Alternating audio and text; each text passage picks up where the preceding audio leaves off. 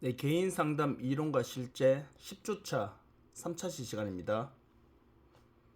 우리 지난 수업 시간에 우리가 아들러 수업 내용에 대해서 우리가 잠시 살펴보았고, 그리고 실존 치료에 대해서 우리가 연이어서 살펴보았습니다.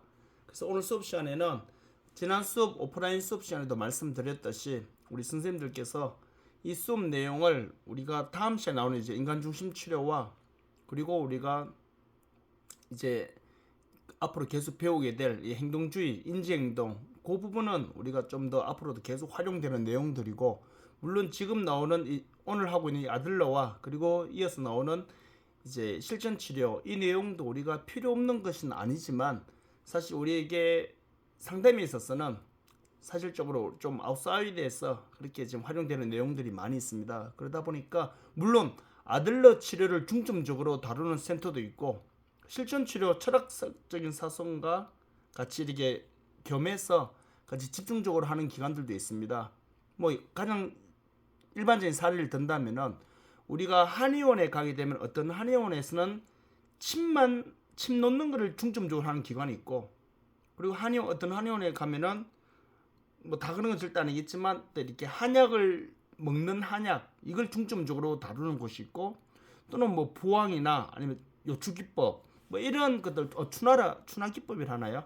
뭐 그런 거를 우리가 중점적으로 하는 한의원들이 있잖아요. 그것처럼 우리가 어느 한 상담을 다룰 때 있어서 센터마다 어떤 기관 같은 아동들 같은 경우에는 어떤 기관에는 몬테소리 교육을 중점적으로 하는 데가 있고, 뭐 어떤 기관에는 뭐 삐아제 뭐 그런 이제 또 사상 이론을 갖고 와서 또 중점적으로 어린이 교육을 하는 기관이 있는 반면, 여러 가지를 통합적으로 하는 경우도 있단 말이에요. 그런 식으로 우리가 따지자면 통계적으로 보았을 때 이 아들러 치료와 이 실전 치료는 우리가 흔히 우리에게 많이 보편적으로 알려져 있는 치료보다는 조금 활용이 그만큼 안 된다고 하긴 좀 뭐하지만, 우리가 일반적으로는 그만큼 이제 우리에게 많이 안 알려져 있기 때문에 우리 선생님들이 지금 이 수업 내용은 좀 가볍게 그렇게 보셔도 크게 문제되지는 않을 것 같습니다. 그래서 이 아들러는 우리가 어제 수업 시간에도 잠시 다뤘던 것처럼 아들러 치료의 가장 큰 목표는 이 내담자를 격려하는 것. 그래서 우리가 다음 슬라이드 보면 나오겠지만 우리 기억요법이나 뭐 이런 것들을 통해서 제가 수업시간에 말씀을 드렸습니다. 그래서 이 아들러는 수업 내용을 이제 밑에 프린트물 내용 보시면은 이 격려를 통해서, 물론 상담이라는 그 자체가 우리가 격려이고, 그리고 격려를 통해서 서로가 서로 간에 이 커뮤니케이션 과정을 통해서 공감대를 형성함으로 인해서 결국 라포 관계를 형성해 나감으로 이 내담자의 내면에 잠재되어 있던 어찌 보면 욕구 불만족이나 또는 자신에게 내재되어 있는 그런 자존감이 낮아진 그러한 상태, 뭐 이런 것들을 회복시켜주는 것들이 대개 보면 상담의 궁극적인 목적이라 볼 수 있습니다. 그렇기 때문에 이 격려를 통해서 내담자에게 뭐 용기를 북돋아 주어서 그로 하여금 사회적 구성원으로서의 사회에 대한 맥락을 우리가 가지게 되고, 그리고 그러한 또 이제 교육을 통해서 잘못된 기본 가정과 목표를 수정함으로 해서 그 내담자가 그 사회 구성원으로서 살아가는 데 있어서 필요한 생활 양식을 잘 다시 정립할 수 있도록 도와주는 것이 바로 아들러 상담의 목표이다라고 그렇게 정의를 내릴 수가 있습니다. 그래서 아들러 치료에 하면은 이 어찌 보면은 우리 사회에서도 마찬가지게 아직도 그런 요소가 없다고 볼 수는 없지만, 우리가 상담을 받는다 또는 정신과 상담 치료를 받는다 하면은 우리가 이 정신적인 병리 현상으로 굉장히 그쪽으로만 몰아가는 경우가 굉장히 많습니다. 물론 틀린 말은 아니지만 이 심리적인, 이 정신적인 그러한 곳에 병리적인 문제가 발생했기 때문에 삶이 다운되는 겁니다.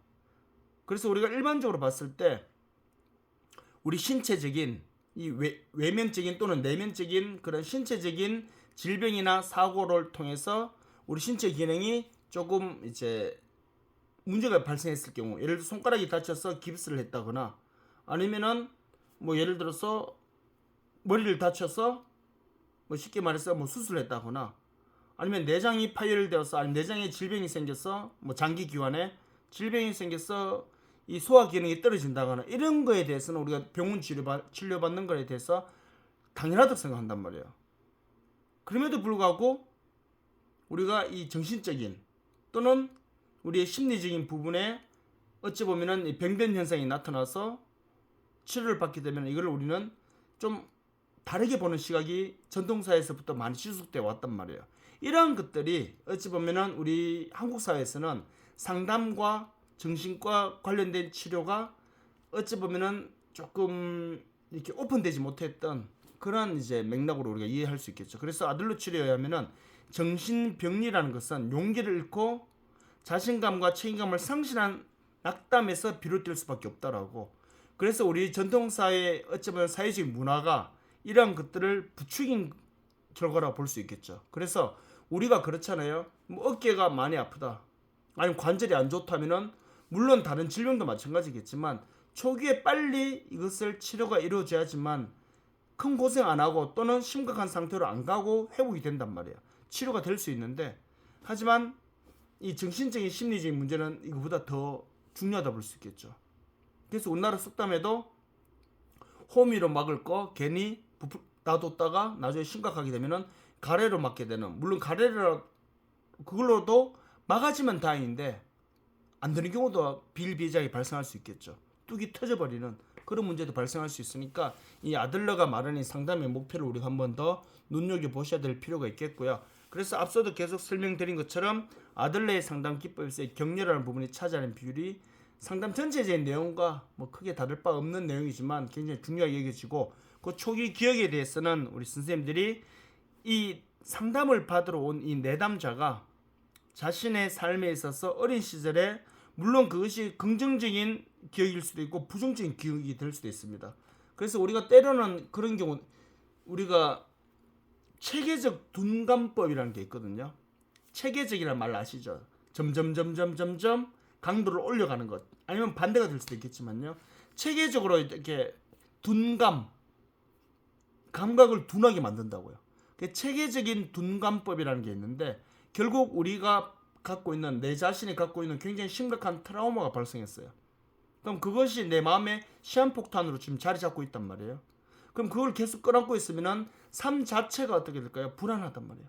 삶 자체가 항상 긴장이 되고 불안하고 행복이 그 사이를 돌을 수가 없단 말이에요. 그러다 보니까 항상 초조해하고 항상 불안해하고 웃으려야 될 상황이 돼도 웃지도 못하고 그냥 한번 넘어갈 상황이 돼도 심각한 타격을 받게 되고, 그런 문제가 굉장히 많이 발생할 수 있단 말이에요. 그렇기 때문에 그런 스티그마 관련된 또는 이제 굉장히 자신에게 트라우마와 관련된 그런 내용들을 우리가 체계적인 둔감법으로 많이 해소하는 경우도 있습니다. 뭐 가장 대표적인 경우로 우리가 뭐 매몰된 사고를 당한 경험이 있는 사람, 그 암흑천지에서 며칠 만에 이제 구조가 되었을 때 그 얼마나 공포 속에 있었겠어요. 굉장히 암흑 속이었잖아요. 땅 속에 매몰됐을 경우, 특히 지진이나 아니면 무슨 붕괴 사고가 있었을 때 뭐 6일씩 7일씩 이렇게 있다가 막 발견돼서 나오는 경우가 가끔씩 있잖아요. 생존자들이 보면은 그분들은요, 생존해서 나왔다는 그 자체가 너무 행복하지만 중요한 거는 그날 밤부터 잠을 못 잔대요. 왜요? 눈을 감고 있으면은 그 암흑 속에서 매몰되어 있었던 그 순간이 떠올려지기 때문에 눈을 감을 수가 없대요. 눈을, 그래도 사람 잠은 자야 되잖아요. 근데 잠을 자더라도 밤이 되어도 불을 끌 수가 없답니다. 불을 꺼서 어둡게 되버리면 그것이 꼭 휩싸이기 때문에 그런 기분이, 그런 트라우마가 생긴 사람들이 어떻게 합니까? 불을 밝기를 예를 들어서 처음에는 10으로 해놨다가 어느 순간 되면 그걸 9로 낮춥니다. 그리고 어느 순간 되면 8로 낮추고 또 7, 6 이렇게 체계적으로 내가 그게 대해서 둔해질 수 있도록 이렇게 해가는 방법이 체계적 둔감법입니다. 물론 이것은 뭐 제가 한 사례를 말씀드렸지만 다양한 사례에서 이것이 적용이 될 수 있겠죠. 그래서 지금 이 아들러가 말한 이 초기 기억에서는 내담자가 떠올릴 수 있는 어린 시절의 그 기억들을 이야기해 봄으로 인해서 다양한 방법으로 이 내면에 있는 심리적인 부분을 치료해가는 과정이다라고 여러분들이 이해하시면 크게 어려움 없이 이 부분도 이해하실 수 있을 것 같습니다. 물론 아들러가 말한 상담 기법은 격려라는 기법과 초기 기억 기법, 그 외에도 여러 가지가 있습니다. 가장 대표적으로 쓰이는 것이 이렇게 정의될 수 있다라고 보시면 될 것 같습니다. 그래서 아들러 치료의 주요 기법 같은 경우는 우리 선생님들이 표를 보시고 한 번 더 이해하시면 될 것 같습니다. 자, 여기까지 아들러 내용을 정리하시고요. 자, 다음에는 실전 치료, 우리 이 부분을 조금 더 다시 한번 보면서 우리가 마지막 내용을 살펴보도록 하겠습니다. 자, 보시면은 우리 어제 수업 시간에 봤던 내용들이죠. 자, 실전 치료는 물론 이제 롤로메이나 어빈얄롬이나 잘 우리 선생님들이 이미 알고 있는, 예를 들어서 가장 대표적으로 프로이트, 그리고 그의 제자였던 전생일을 보았던 에릭슨, 그리고 개를 가지고 실험했던 이 행동주의자 파블로프 또는 스키너, 그리고 사람은 그 환경에 처해지게 되면 그 환경이 자기에게 뭐가 되죠? 학습이 되죠. 그래서 예를 들어서 알코올 중독자 가정집에서 자란 자녀들은 부모님의 알코올 문제를 보고 나는 저렇게 안 살아야지 하면서도 일반 가정집 자녀들보다 훨씬 술을 빨리 먹는단 말이에요. 왜요? 이미 술을 먹고 그런 행동을 하는 알코올 중독 그 환경이 자기한테 학습이 돼버렸잖아요. 그래서 이 학습이 굉장히 중요하다고 보았던, 환경의 중요성을 여겼던 이 반두라 사회학습 이론, 그리고 우리가 긍정심리학자인 에드디더, 이런 사람들은 우리에게 지금, 그리고 우리가 잘 욕구, 인간에 있어서 욕구의 5단계 이 잘 아시잖아요.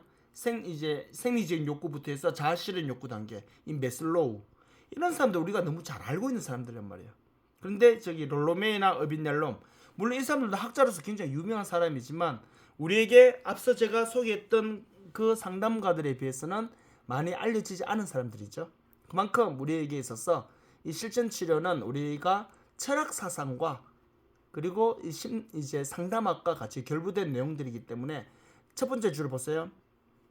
우리가 저기 위에 나온 사진에 나 있는 롤로메이나 어빈얄롬이라는 사람은 잘 몰라도 지금 키에르케고나 에드문트, 뭐 저 사람보다 하이데거, 사르터르, 이런 사람 우리가 너무 잘 안단 말이에요. 이미 고등학교 학교 다니실 때 윤리책에 계속 나왔던 사람들이잖아요. 그렇기 때문에 이 실전 치료는 실존주의 철학, 실존주의자들은 3단 기법과 관련된 그러한 이제 기법, 연역법을 활용해서 굉장히 이제 철학적인 사상을 많이 했던 철학자들이잖아요. 이 철학 사상과 같이 상담학이랑 같이 연관해서 그것을 일어나시킨 것이 실전 치료입니다. 그래서 이러한 내용들을 우리가 한번 보시면서 잠깐만, 위에 제일 밑에 줄 한번 보세요. 그래서 실존이라는 거는 치료를 일단 빼고요. 케어라는 걸 빼더라도 실존이란 인간 존재의 뭡니까? 특유한 존재 방식. 이 실존한다는 것이 존재한다는 거잖아요. 근데 그것이, 인간은 특별한 존재잖아요. 그죠? 스페셜한 존재잖아요. 우리 이 어찌 보면 이 환경에서. 그렇기 때문에 인간 존재의 특유한 그런 존재 방식을 이제 의미하는 것이 실존입니다. 그런 의미로 우리 선생님들이 한번 봐주시면 되는데, 그래서 실전 치료에서 중시하는 실존의 5가지 범주에 대해서는 우리 어제 수업 시간에도 제가 말씀드렸듯이 이 5가지 범주라는 게 말 그대로 뭐냐면은 이 범위라고 해도 될까요? 이게 주어진 그런 이제 어찌 보면은 이 범위를 해도 되겠네요. 뭐 그런 맥락으로 이 5가지를 이해하시면은 실전 치료에서 이런 과정을 굉장히 중요시 여기고 있다라는 거는 참고로 어제 말씀드렸고요. 그리고 제가 말씀드렸듯이 실전은 말 그대로 실존하는 그 자체잖아요. 그러다 보니까 이 실전 치료에 있어서의 핵심 개념은 첫 번째 삶과 죽음입니다. 그래서 이 철학적인 사고가 굉장히 많이 들어가 있어요.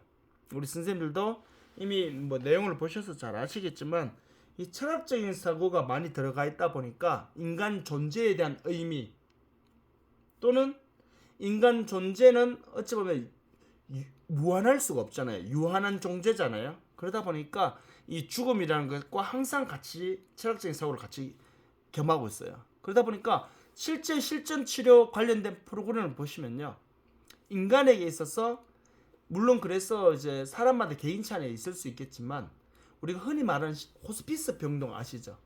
제가 어제 수업 시간에 잠시 말씀을 드렸지만 호스피스 병동에 계시는 의료진들이 있습니다. 근데 이 호스피스 병동에 계시는 의료진들은 뭐 간호사도 있고 당연히 누가 있어야 되면 의사 선생님도 있어야 되죠. 의사 선생님이 있어야 될 이유는, 예를 들어서 이 호스피스 병동에 있는 환자분들이 고통이 너무 심한 경우도 있잖아요. 뭐 누구나 다 마지막에는 어떤 사람이든 간에 마지막에는 죽음을 맞이할 때는 우리 신체가 기능을 어느 한 부분이 기능을 못함으로 인해서 그것이 다른 기관으로 연결되면서 결국에는 우리의 삶이 마감이 되잖아요. 그런데 사람마다 개인차가 있겠지만 어떤 사람은 뭐 이렇게 평온하게 죽음을 맞이하는 사람도 있는 반면 어떤 분들은 이제 원치 않은 그런 질병으로 인해서 굉장히 이 고통을 당하는 분들도 계신단 말이에요. 그래서 호스피스 병동에서는 보통 이제 말기 암 환자분 같은 경우 고통이 심한 경우는 어떻게 합니까? 이 굉장히 이제 어찌 보면 강한 진통제, 우리가 흔히 말하는 마약성 진통제를 우리가 이렇게 처방을 받잖아요. 근데 그 마약성 진통제를 처방할 수 있는 현재 기준 권한은 의사에게 있거든요. 그래서 그 의사의 처방이 있어야지만 결국에는 이제 이 호스피스 병동에서 환자들이 조금의 고통을 줄일 수 있단 말이에요. 물론 마지막에는 이 그렇게 강한 몰핀과 관련된 그런 강한 이제 이 진통제도 예전에는 뭐 처음에는 한번 맞으면은 몇 시간이 지속되는 이제는 한번 맞아도 금방 다시 또 고통이 느껴지고 이런 경우까지 오는 경우도 있다 하더라고요. 물론 개인마다 다르겠지만 그래서 지금 이제 호스피스 병동 같은 경우는 의사 선생님이 있어야 되는 이유는 의사 선생님은 처음에 의사 선생님들이 의사가 될 때는 자기가 의사가 되어서 하는 의사가 되려는 제일 큰 이유는 아픈 사람을 치료하는 게 목적이었단 말이에요. 아픈 사람을 낫게 하는 게. 근데 호스피스 병동에서는 현실적으로 낫게 할 수 있어 없어요. 그래서 호스피스 병동에서는 마약 처방을 하고 그리고 좀 안타깝지만 이 평문실에서 이 죽음을 맞이한 그 환자에게 어떻게 합니까? 사망 판정을 내린단 말이에요. 그 일이 무슨 누구의 역할이냐면 호스피스 병동에 있는 의사의 역할이란 말이에요. 그럼 그 의사 선생님은 기분이 어떨까요? 자기는 환자를 살리기 위해서 환자를 치료하기 위해서 건강하게 만들어주기 위해서 의사가 되었는데 계속 사망 판정만 내리고 있고 마약 처방만 내리고 있어요. 그럼 기분이 어떨 것 같아요? 그렇죠. 이분들도 뭔가 소진되고 그런 문제가 오겠죠. 그래서 호스피스 병동에 있는 의사 선생님들은 순환 근무를 합니다. 뭐 짧게는 3개월, 길게는 6개월에서 물론 병원마다 좀 차이는 있을 수 있겠지만 3개월에서 한 6개월 또는 1년 정도 순환 근무합니다. 순환 근무하면서 이 호스피스 병동에 있는 의사 선생님 어떻게 하는 줄 아십니까? 이분들도 상담 치료를 받습니다. 이분들이 상담 치료받을 때 대개 보면은 이 실전 치료와 관련된 그런 개념, 뭐 약을 먹는다거나 약을 처방받는 게 아니라 상담 필요한 경우에 따라서는 상담 서비스를 받는데 그때 실전 치료와 관련된 프로그램을 많이 받는다고 합니다. 이 죽음과 철학과 관련된 내용들이기 때문에 그걸 받은 사람들은요 결국에는 이 의사 선생님들이 물론 사망 판정만 내리는 건 아니겠죠. 이 호스피스 병동에서 이 죽음을 앞둔 환자들에게 또 뭘 할까요? 상담을 한단 말이에요.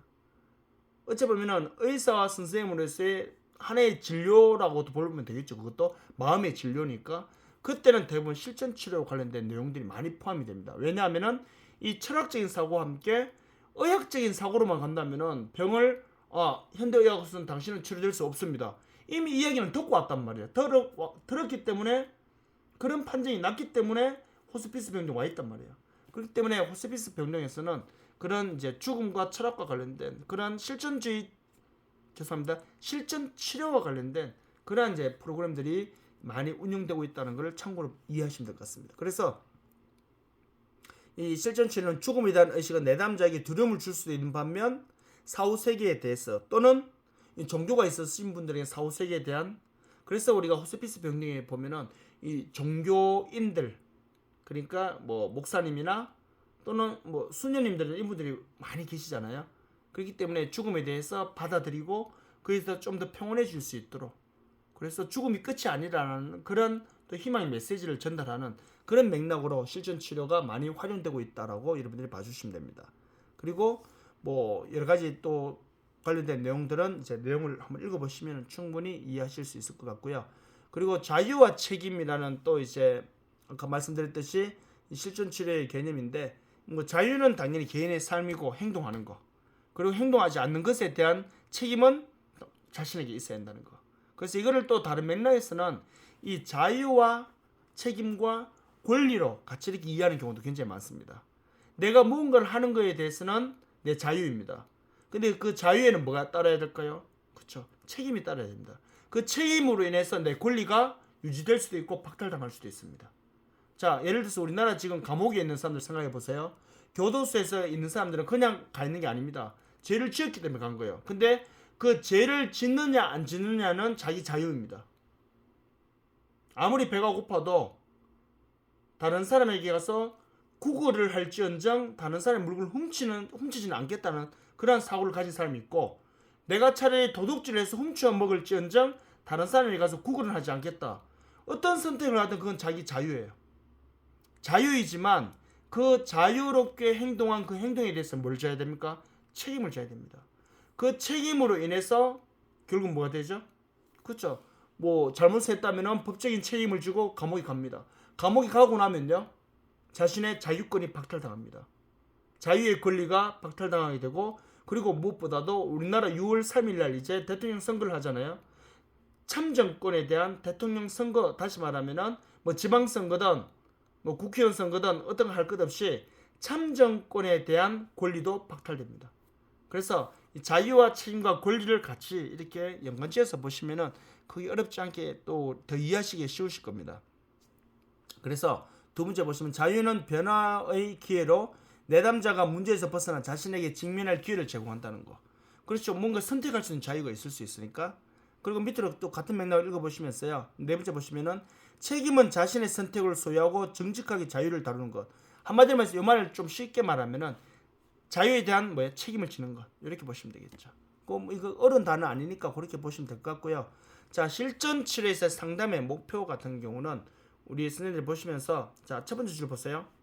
실전 치료의 목표는 제한된 실존 상태의 내담자가 본래성을 향해 나아갈 수 있도록 돕는 거라 그랬는데, 자, 제한된 실존 상태라는 게 뭐냐면은, 이 사람이 우리가 지금 아까 전에 우리가 이 실존주의 이 내용 프린트물 첫 번째 우리가 나와 있었던 것처럼, 우리가 이 실존하고 있다는 것은 내가 존재하고 있는 거잖아요. 그런데 우리가 어찌 보면 내면적인 상처가 있거나 트라우마가 있는 경우에는 자신의 존재를 부정한단 말이에요.